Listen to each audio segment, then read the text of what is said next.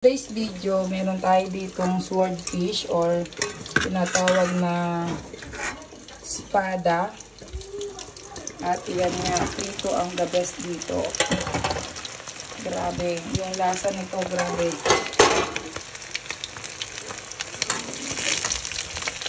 Magkano kilo nito, Tay?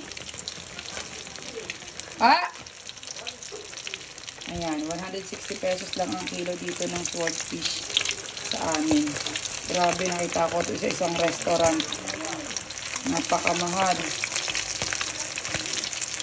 Ayan.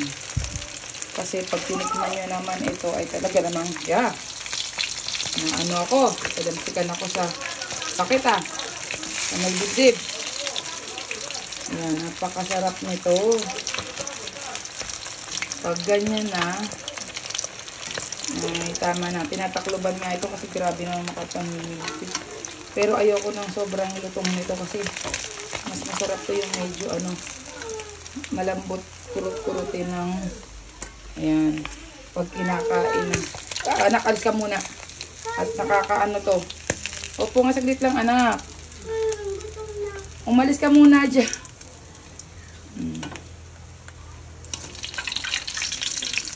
Ayan.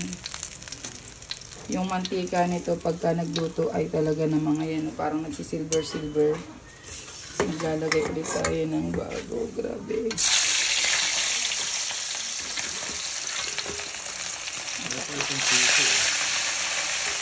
Lalahat na natin. Tay.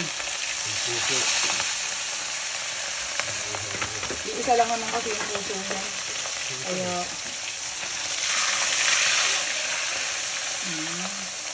lahat na.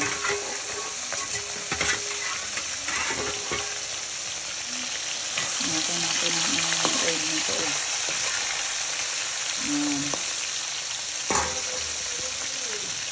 Pakuluban natin. Ayan, grabe. Tikman natin. Sobrang init. Tikman natin itong hindi ganong kainit. Grabing linamnam nito.